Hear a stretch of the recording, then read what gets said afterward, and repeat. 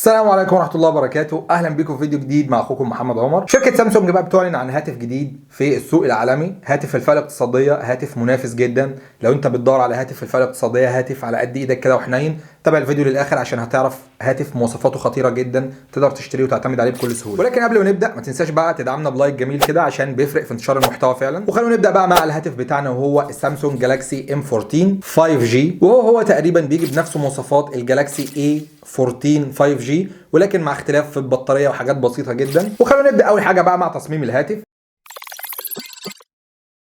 الهاتف هنا طبعا بالكامل مصنوع من البوليكربونات او البلاستيك. ظهر الهاتف هنا فيه رصه الثلاث كاميرات بشكل عمودي، جنب منهم الفلاش، واسفل منتصف الهاتف لوجو سامسونج. تصميم الهاتف من الامام بقى شاشه فيها بزل كتير طبعا في جميع الانحاء، ومعاك هنا ووتر دروب نوتش، ولكن طبعا البزل اللي في الحواف رفيعه شويه، ولكن البزل الكبيره فعلا البزل الموجوده اسفل الهاتف. والهاتف هنا تقدر تحط له شريحتين 5G، وكمان تقدر تحط له كارت ميموري لحد 1 تيرا، ودي حاجه قويه جدا في هاتف بالسعر ده. 5G حاجه محترمه. الهاتف هنا بيجي بشاشه من نوع BLS LCD، ودي برده زيها زي الIPS كده، بحجم 6.6 بوصه، بدقه فول HD بلس، الحمد لله مش HD بلس، بكثافه بكسلات 400 بكسل بير انش، ودي حاجه كويسه جدا في الفئه الاقتصاديه.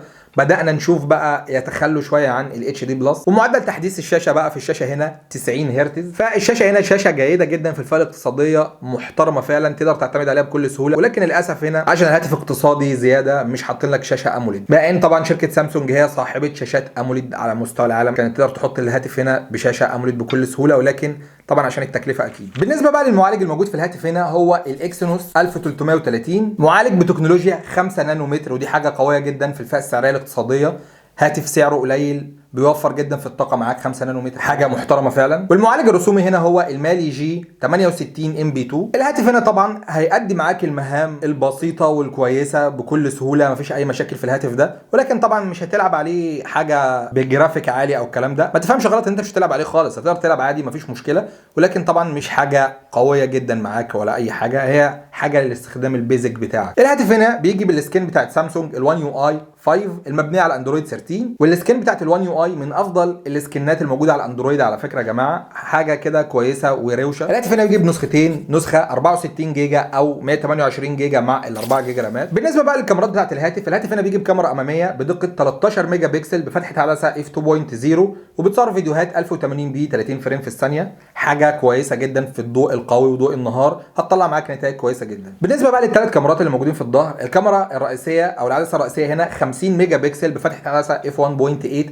ودي كاميرا او عدسه قويه جدا يا جماعه. والكاميرتين التانيين 2 ميجا بكسل بفتحه عدسه f2.4، ودول عشان البورتريه والماكرو طبعا مالهمش لازمه قوي. اهم حاجه ال 50 ميجا بكسل بفتحه عدسه واسعه وكويسه جدا، هتطلع معاك نتائج كويسه جدا في الفئه السعريه دي على فكره يا جماعه. والكاميرات الخلفيه برده بتصور فيديوهات 1080p 30 فريم في الثانيه. حبشتكنات الهاتف هنا بقى، الهاتف هنا فيه فتحه سماعات 3.5 مللي اكيد طبعا، وكمان بيدعم ال NFC، ودي حاجه كويسه في الفئه السعريه دي. بصمه الهاتف هنا موجوده على زر الباور، بصمه سريعه جدا ومحترمه. الهاتف هنا بيجي بثلاث الوان روشه جدا، اللون البينك واللون الازرق واللون الفضي او السيلفر. وزن الهاتف هنا 206 جرام، هاتف تقيل طبعا، وده بسبب البطاريه العملاقه الموجوده في الهاتف هنا، وهي 6000 ملي امبير، بتدعم الشحن اللي مش سريع 15 واط. طبعا ده هاتف بطيء جدا ولكن مقبول جدا في الفئه السعريه دي طبعا، عن طريق منفذ تايب سي. وال15 واط دول طبعا عشان يملوا 6000 ملي امبير لازم تحط الهاتف بتاعك على الشاحن قبل ما تنام، عشان ياخد له 3 ساعات مثلا بيشحن الهاتف او 4 ساعات كمان. ولكن في مقابل كده الهاتف ده هيقعد معاك يومين 3، لو انت استخدامك متوسط كده هيقعد معاك يومين 3 من غير ما تحتاج تشحنه اصلا. ونيجي لاخر حاجه بقى بالنسبه لسعر الهاتف. تم تسعير النسخه القليله من السامسونج M14